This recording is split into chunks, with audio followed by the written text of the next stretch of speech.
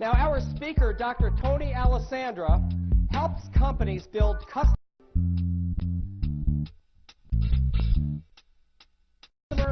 relationships and the bottom line. Hey, I like it. He moves around the stage. It looks like he's talking to people. He's looking people in the eye. He's communicating quite well. He was born in Hell's Kitchen, New York City, and raised himself from street fighter to university professor through sheer determination. I think it's a lot of useful information. Very interesting, captivating. Excellent. Very good. Tony earned his MBA from the University of Connecticut and his PhD in marketing from Georgia State University. He was inducted into the Speakers Hall of Fame in 1985 and is a member of the Speakers Roundtable, a group of 20 of the world's top professional speakers. He's very interactive with the audience. He really makes you feel a part of his stories. Dr. Alessandra is a widely published author with 14 books translated into 11 foreign languages, including Collaborative Selling, Communicating at Work, People Smart, and several others. Gets a point across, throws in some humor. It's good. I'm walking out with a lot of tools. He is featured in over 50 audio and video training programs by well-known production houses like Nightingale Conant and Walt Disney. Tony Alessandra was recognized by Meetings and Conventions magazine as one of America's most electrifying speakers. His delivery is just awesome, and it really makes worth a wonderful seminar. Presenting his program, The Platinum Rule, let's give a warm welcome to Dr. Tony Alessandra. Welcome, Tony. Thank you. Thank you. Thank you. Thank you. How many of you in your dealings with other people have ever had a personality conflict? Can I see your hands? Personality conflict? All right, and I guess the rest of you don't deal with people, right? Come on, all of us, whether we admit it or not, we've all had the misfortune of not being able to connect with another person, not able to create that all-important meeting of the minds, which is so crucial in selling. How many of you sell? Can I see your hands? What's the very first thing you have to sell? Yourself. If you can't do that, it makes everything else that much more difficult. But if you can connect with somebody, if you can build rapport, if you can get them to like you and ultimately trust you, it makes the selling process that much easier and quicker. Agreed? I believe that you can create a lot more rapport with people and a lot less tension with them based on how well you practice the golden rule. Practice it appropriately, you're going to create a lot more rapport with people. Inappropriately, you're going to create some conflict. Now, before I go any further, let's make sure that we're all listening from the same perspective. What is the golden rule? Anybody? The golden rule. Do unto others as you would have them do unto you. I believe in that. I practice it. I live it. I breathe it, especially when it comes to values, ethics, honesty, consideration. However, when it comes to interpersonal communication, the golden rule can, and frequently does, backfire. Now, why? Well, the way it is stated, if you practice the golden rule verbatim, you would basically treat other people the way you would like to be treated. Does that make sense? No. The problem is, do other people want to be treated the same way you do? No. Probably not. Probably not at all. I mean, I learned that firsthand when I moved from New York City to San Diego, California. When I moved to San Diego, I practiced the golden rule. I treated everybody in San Diego as if they were New Yorkers. Do you see a potential problem here? Came on too strong, too fast, too in your face, too aggressive, even when I asked people to do things that under any other circumstance they would do. It was reasonable, it was correct, they would do it. But it wasn't what I was asking that irritated people. It was how I was asking. It was my approach. It was my demeanor. And as a result, they dug in their heels and they decided not to budge. Not because of what I was asking, but how I was asking. Now, I believe that what we need to do is practice the true spirit, the true intent of the golden rule. And I call that the platinum rule. The platinum rule, very simply stated, is do unto others the way they want to be done unto. Or treat people the way they want to be treated. Does that make sense? Basically, what I'm asking is for you to talk to people in ways that make it easy for them to listen to you. If you manage or lead people, what we need to do is manage and lead people in a way that internally motivates them to want to follow. And I also believe that you need to sell people the way they're comfortable buying, not necessarily the way you're comfortable selling. This concept is called adaptability. Adaptability is your ability to change your approach, to change your strategy, depending on the situation of the person you're dealing with. That is adaptability. You look at the top salespeople across the board, and they have some level, typically a high level, of adaptability. Adaptability is being able to go into an account and adjusting your approach based on the information you pick up about that person. If you didn't adjust your approach, why do we need salespeople? I mean, we could just send out a video or let them see a presentation over an internet, because it would be the same to everybody. One of the beautiful aspects of face-to-face selling is that you can go in, you can size up a situation, you can determine needs, you can present solutions, different solutions, customer by customer by customer, based on differing needs, but more importantly, you can adjust your approach, the how you sell, based on the customer's style, their personality, their behavior.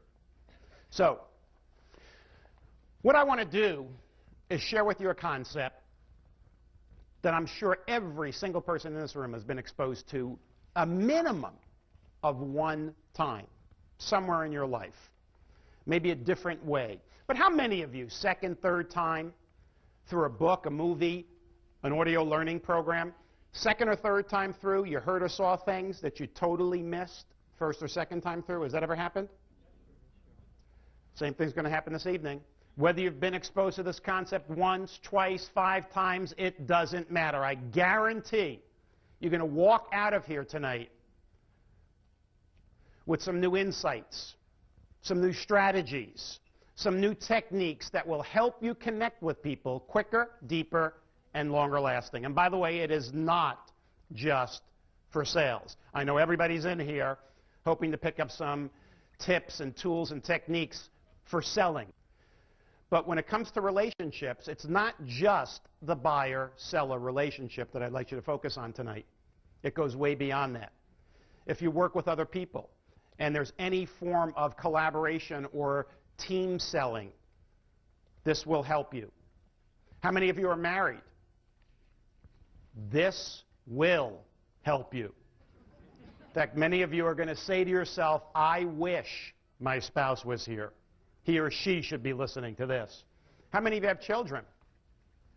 This will help. There's no question about it. How many of you have a manager that you report to? This will help. It is across the board. So don't just listen to it from one perspective. It will help you in all aspects, all relationships. Now, let me tell you this. People will not tell you how to sell them. That would make it too easy, wouldn't it? Hey, listen, before you give me your sales presentation, let me tell you the best way to approach me, and let me tell you what works best with me to close a sale. Wow, would I love that, right? Doesn't work that way, does it? They won't tell you how to sell them, but they will show you.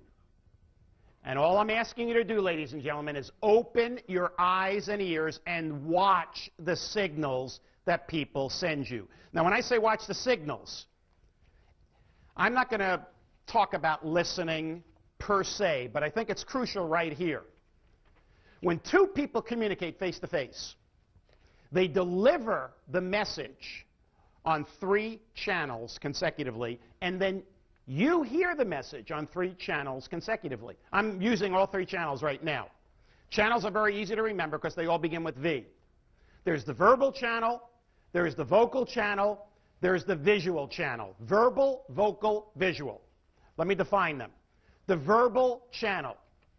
If we recorded this program and had it transcribed and gave you a typed transcript, that would be the verbal part of my message. The words and the words alone. Now, if we recorded this and everybody got an audio tape, now you would get the verbal and the vocal. And the vocal is the inflection, the intonation, the pace, the pitch, the pauses, the volume, the speed that can actually enhance or change the meaning of the actual words. So that's the vocal. Now, if we were recording this on video, which actually we are, and you can actually see what's going on, you would get the verbal, the vocal, and the visual. Now, all communications experts say that when you add all three, verbal, vocal, and visual, you get 100% of the meaning of a message. And depending on the type of communication that's taking place, sometimes the verbal is more important than the other two, sometimes it's the vocal, and more often than you can imagine, it's the visual. All three equal 100% of a message. If you miss any of them, I guarantee you, you are missing some of the meaning of the message. If you only focus on the words, the verbal, you may get the content, but not necessarily the intent. Verbal, vocal, visual. Let's talk a little bit about visual. I'm looking at the audience. It looks like a rather young audience, but I want to take you back to 1960. 1960, famous debate, Nixon versus Kennedy. Has anybody heard about that debate? How many people know about that 1960 debate? That was a turning point in that election. That was a dramatic debate because something interesting happened at the debate and afterwards. Something was discovered, and it focused on visual. Here's what happened. After that debate, the pollsters went out and they asked the American public who won. Whole group of people said Nixon won the debate by a little. Now, the whole group of people said Kennedy won it by a lot. So they figured, hey, Republicans and Democrats, wrong. North and South, wrong. Conservative, liberal, wrong. It wasn't any of that. And many of you know what it was. The people who said Nixon won the debate listened to it on radio. The people who said Kennedy won watched it on TV. They watched it on TV. Now, between radio and television, was the verbal the same or different? Was the vocal the same or different? So the only difference was the visual. How could the visual have that much impact on somebody's impression of who won or lost? I'll tell you how. If you ever get the opportunity, go to a library, ask them if they can get you a copy of the 1960 debate, Nixon and Kennedy. The first thing I'm going to ask you to do is to totally turn off the volume. Just watch the picture. And it will be very apparent to you why people voted for Kennedy. There was such a stark difference in the message each person sent just by their body language. Dramatic. How about vocal? Do you think you can change things up, mix things up with vocal? I mean, I can say to somebody, hey, nice jacket. All right, you get one impression. I can use the exact same words and say, hey, nice jacket. Same exact words. Very different meaning, wasn't it? Take a single word like oh. In and of itself, it has no meaning. Oh only takes on a meaning as you say it. Now watch how you can change the meaning of that word simply through inflection. I'd like you to say the word oh to convey I understand. Oh. I don't understand. Oh. Now notice it's the same word, different inflection, exact opposite meanings. So if you don't say the right inflection, somebody can misinterpret the meaning. Say oh to convey surprise, disappointment, disgust, affection. Hey, wait a second. That was pleasure. Close enough, but you see you can get in trouble on that one. All right? So, what I'm asking you to do is simply open your eyes and ears, watch the signals people send you. Verbal, vocal, visual. I'm going to ask you to make 2 simple decisions about people. All right, decision number 1. Is the person that I'm dealing with exhibiting through their verbal, vocal, visual behavior more open or guarded behavior? Now, how do you tell the difference? Guarded people, and I'd like to know if you know people who fit this. Guarded people do not, I repeat, they do not show or share their feelings and thoughts readily or willingly. In other words, they play their cards how? Close to the vest. They're hard to read. They have controlled body language and facial expressions to the extreme. We say they have what kind of a face? Poker face, more stoic. Whatever they are feeling or thinking inside stays inside. They share information only on a need-to-know basis. These are the type of people that when they get together with you, they do not like much, if any, social talk, chit-chat, schmoozing, whatever you want to call it. What do they want to do? Get right down to business.